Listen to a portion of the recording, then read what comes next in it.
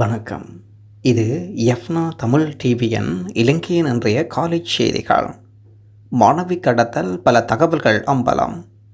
வானில் வந்த சிறுமியொருவர் கடத்தப்பட்டுள்ள சம்பவம் தபுலகல போலீஸ் பிரிவில் இடம்பெற்றிருக்கின்றது. இதோடு கிடைத்த முறைப்பாடுகளுக்கு அமைய தபுலகல போலீசார் விசாரணையை முன்னெடுத்துள்ளனர்.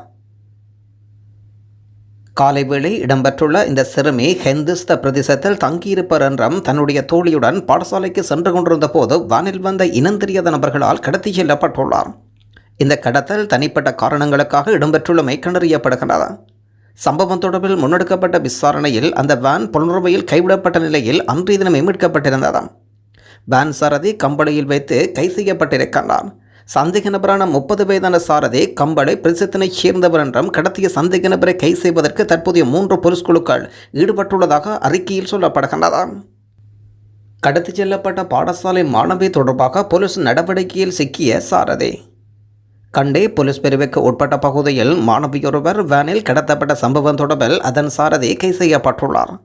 கடத்தலுக்கு பயன்படுத்தப்பட்ட கருப்பு வேன் கண்டுபிடிக்கப்பட்டதை தொடர்ந்து போலீசார் குறித்த நடவடிக்கையை மேற்கொண்டனர். தபுலகல போலீஸ் பிரிவில் மாணவியொருவரை வேனில் வந்த சிலர் கடத்தி சென்ற சம்பவம் தொடர்பாக சிசிடிவி காட்சிகளின் அடிப்படையில் சமூக வலைதளங்களில் வைரலானதை தொடர்ந்து இதொடர்பான முறைப்பாட்டின் அடிப்படையில் போலீசார் தீவிர விசாரணையை மேற்கொண்டனர். பாடசாலை மாணவியொருவர் கடத்தி செல்லப்படுவது போன்ற காணொலி தற்போது சமூக வலைதளங்களில் அதிகம் பகிரப்பட்டுக் கொண்டிருக்கின்றது. கண்டி கெலியோயா பிரதேசத்தில் இந்த சம்பவம் இடம்பெற்றிருந்தது. வீதியோரமாக 2 மாணவிகள் கடந்து வரும்போது அந்த வழியாக வந்த கருப்பு நிற வேன் ஒன்றில் வந்தவர்கள் 2 மாணவிகள் ஒருவரை வேனில் உள்ளே தள்ளி கடத்தி செல்ல முற்பட்டுள்ளார். அந்த பகுதியூடாக பயணித்த மற்றொருவர் இதனை அவதானித்து உடனடியாக குறித்த மாணவியை காப்பாற்றும் கடும் முயற்சியில் ஈடுபட்டிருந்தார்.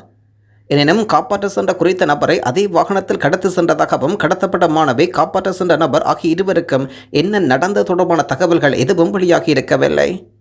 சம்பவம் தொடர்பாக போலீசார் விசாரணை ஆரம்பித்துள்ளதாகவும் அறிய முடிகின்றது. இதே நேரத்தில் பிள்ளை பாதுகாப்பாக மீட்கப்பட்டிருப்பதுடன் கடத்தல்காரர்களும் வாகனங்களும் தற்சமயம் போலீசாரினால் மீட்கப்பட்டிருக்கின்றன.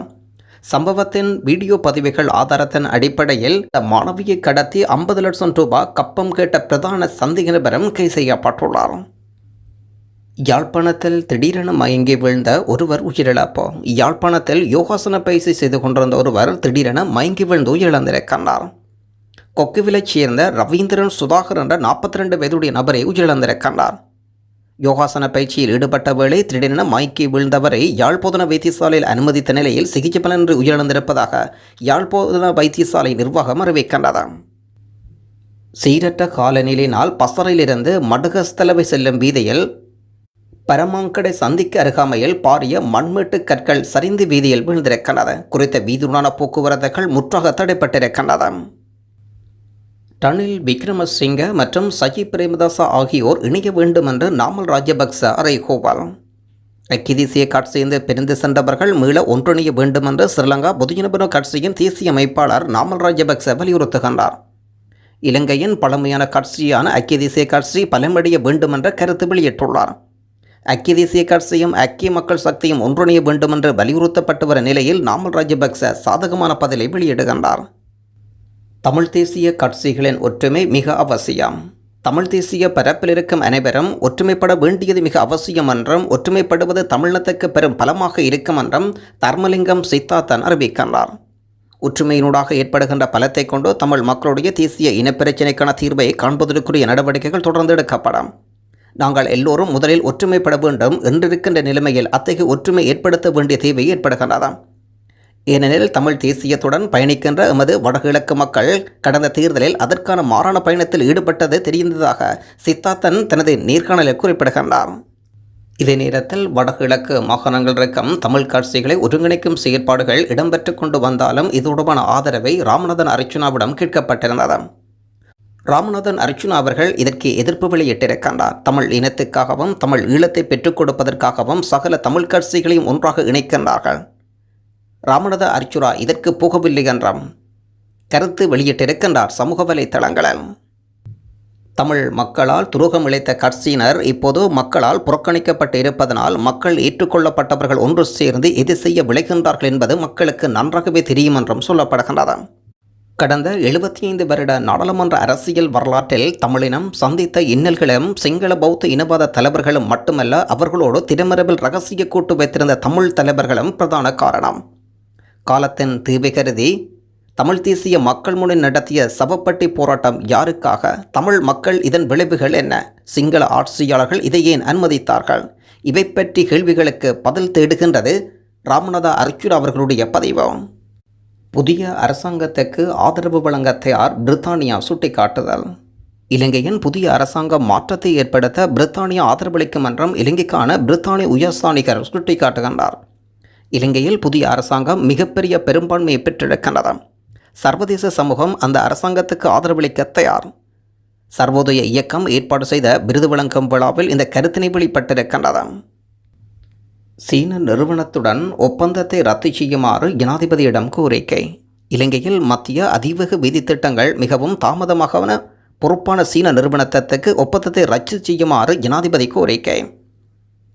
குறிப்பாக திறந்த வெளிப்படையான ஏலை செயல்முறையின் கீழ் புதிய கேள்வி பத்திரங்கள் கூறுமாறு இலங்கையின் மிகப்பெரிய 5 கட்டுமான நிறுவனங்களுக்கு ஜனாதிபதி கோரிக்கை விடுக்கின்றார். சீன நிறுவனமான MCCயுடனான ஒப்பந்தம் மிக விலை உயர்ந்தது என்றும் இந்த நிறுவனம் சுட்டிக்காட்டுகின்றது. பிரிவு 1 கீழ் மீதமிருக்கும் பணிகள் உள்நாட்டு ஒப்பந்தக்காரர்களுக்கு வழங்கப்பட்டால் குறிப்பிடத்தக்க செலவுகள் குறைப்பு இருக்கும் என்ற அந்த நிறுவனம் சார்பாக சொல்லப்படுகின்றது. குறிப்பாக சீன நிறுவனத்துடன் செய்து கொள்ளப்படும் தற்போதைய ஒப்பந்தத்தின் கீழ் 1 கிலோமீட்டருக்கு சுமார் 33 மில்லியன் அமெரிக்க டாலர் விலை குறைக்கப்படுகின்றது. எனினும் பகுதி 2க்கு உள்ளூர் நிறுவனங்களால் 1 கிலோமீட்டர் ஒன்றுக்கு சுமார் 18 மில்லியன் அமெரிக்க டாலர் மாத்திரமே குறைக்கப்பட்டிருப்பதாக கட்டுமான நிறுவனங்கள் சுட்டிக்காட்டுகின்றன. யாழ்ப்பாணத்தில் கச்சான் பருப்பினால் பரிதாபமாக உயிரிழந்த குழந்தை. யாழ்ப்பாணத்தில் 1.5 வயது குழந்தை ஒன்று கச்சான் பருப்பு புறக்கேறியதில் உயிரிழந்திருக்கின்றது. சுன்னாகம் ஐயனார் வீதி பகுதியைச் சேர்ந்த சசிதரன் டனியா என்ற குழந்தையை உயிரிழந்திருக்கின்றது. குழந்தை கச்சான் சாப்பிட்ட வேளை புறக்கேறியிருக்கின்றது. பின்னர் குழந்தை உறங்கிவிட்டது. உறங்கிய குழந்தை இரவு இழந்து வாந்தி எடுத்துவிட்டு அழுத வேளை வைத்தியசாலைக்கு கொண்டு செல்லப்பட்டது. இருப்பினும் குழந்தை உயிரிழந்திருக்கின்றது. குழந்தையின் சடலம் மீதான மரண விசாரணையை திடீர் மரண விசாரணை அதிகாரி ஜெய்பாலசிங்கம் மேற்கொண்டு வருகின்றார்.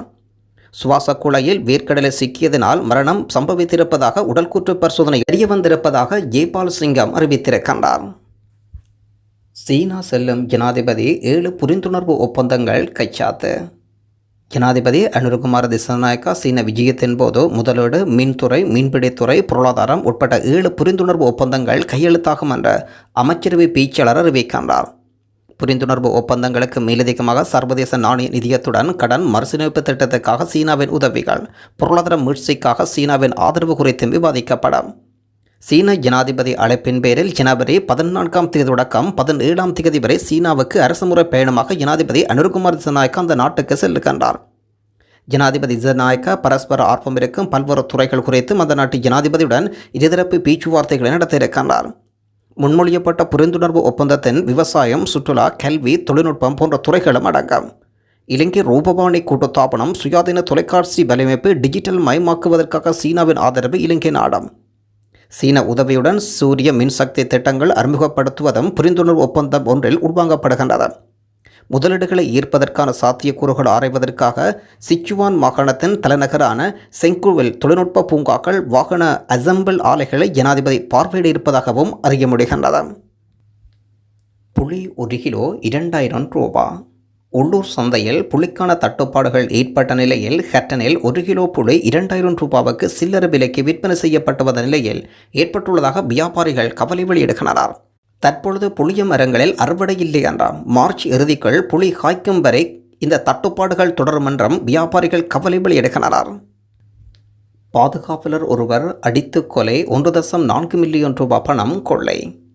புத்தளம் பகுதியில் தேங்காய் எண்ணெய் உற்பத்தி நிலையத்தின் பாதுகாவலர் ஒருவர் அடித்து கொலை செய்யப்பட்ட சம்பவத்துடனும் 14 லட்சம் ரூபாய் பணமும் கொள்ளையடிக்கப்பட்டிருக்கின்றது. இதன்போது சிலாபம் பகுதியைச் சேர்ந்த 45 வயதுடைய காவலாளி படுகொலை செய்யப்பட்டுள்ளார். இரவு பாதுகாப்பு கடமையில் ஈடுபட்டிருந்ததாகவும் மறுநாள் காலை அவர் தலையில் கடுமையான காயங்களுடன் இருந்து கிடந்திருக்கின்றார். தேங்காய் எண்ணெய் உற்பத்தி நிறுவனத்தின் ஊழியர்கள் தெரிவிக்கின்றனர். இதையடுத்து அந்த நிறுவனத்தின் உரிமையாளர் போலீஸ் நிலையத்தில் முறைப்பாடு செய்யப்பட்டிருப்பதுடன் அந்த நிறுவனத்திலிருந்து கிட்டத்தட்ட 1.4 மில்லியன் ரூபாய் பணம் திருடப்பட்டிருக்கின்றது.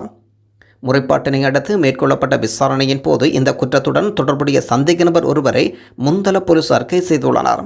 கைது செய்யப்பட்ட சந்தேக நபர் அதே நிறுவனத்தில் பணியாற்றும் ஊழியர். நீதிமன்ற விசாரணையை தொடர்ந்து பிரேத பரிசோதனைக்காக சடலம் புத்தளம் மருத்துவமனையின் பிரேதறையில் வைக்கப்பட்டிருக்கின்றது. புத்தளம் பகுதியில் இடம்பெற்ற நூதன திருட்டு. புத்தளம் பகுதியில் வங்கிக் கணக்கு ரகசிய இலக்கம் மூலம் பண மோசடியில் ஈடுபட்ட 6 இளைஞர்களை போலீசார் கைது செய்தனர். குறித்த இளைஞர்கள் பொதுமக்களிடம் தொலைபேசி மூலம் தொடர்புகளை மேற்கொண்டு பெறுமதியான பரிசல்கள் வழங்குவதாக கூறி வங்கிக் கணக்கு அட்டையின் ரகசிய இலக்கத்தை பெற்று பண மோசடியில் ஈடுபட்டனர். இவ்வாறான பெறுமதியான பரிசல்கள் தருவதாக கூறி ஏமாற்றிய பண மோசடியில் ஈடுபட்டதாக புத்தளம் போலீஸ் நிலையத்தில் மக்கள் முறைப்பாடு செய்தனர். முறைப்பாட்டுக்கமைய புத்தளம் பிராந்திய போலீஸ் குற்றத்தடுப்பு பிரிவினர் 6 இளைஞர்களை சந்தேகத்தின் அடிப்படையில் கைது செய்தனர். அவர்களிடமிருந்து 1,25,000 ரூபாய் பணம், 6 கையடக்க தொலைபேசிகள், 9 வங்கி அட்டைகள், சிம் அட்டைகள் ஆகியவற்றை போலீசார் மீட்டனர். இவ்வாறு குற்றச்செயலில் ஈடுபட்ட 6 பேரும் புத்தளம், பாலாவி மற்றும் கரம்பை பகுதியைச் சேர்ந்த 18 மற்றும் 25 வயதிற்கு இடைப்பட்டவர்கள் என்பதும் போலீஸ் விசாரணை.